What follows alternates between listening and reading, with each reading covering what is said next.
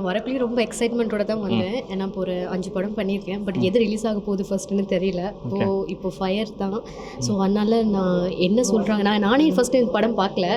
So audience என்ன சொல்கிறாங்கன்னு தெரியலங்கிற ஒரு பயம், பதட்டமும், ஒரு எக்ஸைட்மெண்ட்டும் இருந்துச்சு. பட் நல்ல ரெஸ்பான்ஸ். Okay, so happy.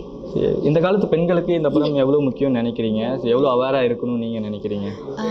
கண்டிப்பாக நான் என்ன சொல்லுவேன்னா, நம்மளோட பாதுகாப்பு நம்ம கையில் தான் இருக்குது. ஸோ அதனால நான் மற்றவங்களாம் ப்ளேம் பண்ணி பிரயோஜனம் இல்லை. ஸோ அதனால் எப்பயுமே வந்து நம்மளோட சேஃப்டி நம்ம தான் பார்த்துக்கணும். ஓகே, லைக் நீங்கள் இந்த மாதிரி இன்சிடென்ட் எல்லாம் எல்லாரோட பெண்களையும் கடந்து தான் வந்திருப்பாங்க ஏதாவது ஒரு சுச்சுவேஷனில். நீங்கள் அப்படி உங்களுக்கு அந்த மாதிரி சுச்சுவேஷன்லாம் நடந்திருக்கா? அது நடக்கும்போது எப்படியெல்லாம் போல்டாக ஃபேஸ் பண்ணுவீங்க?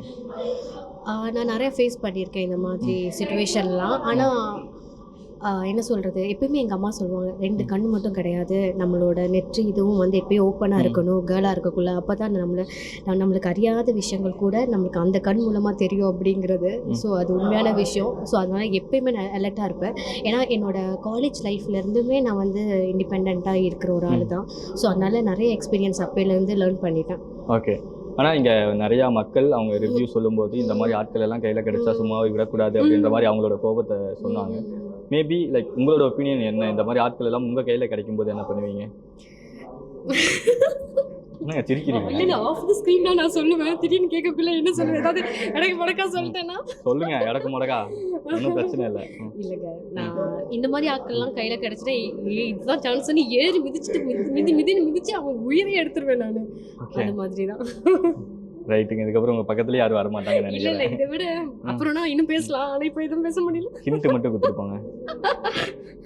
ஹிண்ட் ஆக்ஷனில் ஹிண்ட் மட்டும் கொடுத்துருப்பாங்க. நான் வேணாங்க, அப்புறம் இதை கண்டென்ட்டாக எடுத்து போட்டுருவீங்க.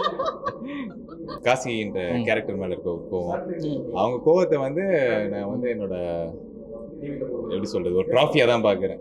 கொடுத்த வேலையை கரெக்டாக பண்ணியிருக்கேன், கரெக்டாக நடிச்சிருக்கேன்னு நினைக்கிறேன்.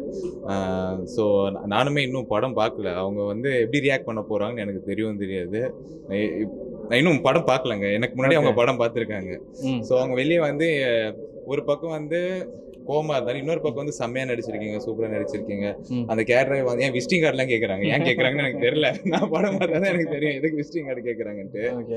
ஓகே, ஸோ அண்ட் இந்த ஸ்டோரி செலக்ட் பண்ணுறதுக்கு நான் பயப்படவே இல்லைங்க. இப்போ நான் இந்த ஸ்டோரி பண்ணலன்னா வேறு யார் பண்ணணும் சொல்லுங்கள், அவங்க வந்து பண்ணட்டும். அது எண்ட் ஆஃப் த டே ஸ்டோரியோட மெயின் பிளாட் என்ன, நம்ம சொல்கிற மெசேஜ் வந்து ஆடியன்ஸ் கிட்ட போய் சேரணும். என் மூலியமாக ஒரு நல்ல மெசேஜ் எடுத்துகிட்டு போயிட்டு சேர்க்கறதுல வந்து என்றைக்குமே எனக்கு வந்து சந்தோஷம்தான். ஓகே, அதை நல்லா நடித்து கொண்டு போய் சேர்த்துருந்தாலும் சந்தோஷம்தான். இதை நான் வந்து ஒரு வெற்றியாக தான் பார்க்குறேன். அவங்களோட ரெஸ்பான்ஸ், அவங்க அவ்வளோ அன்பாக இருக்காங்க. 1/2 மணி நேரம் வந்து நின்று ஃபோட்டோலாம் எடுத்துகிட்டு போகிறாங்க.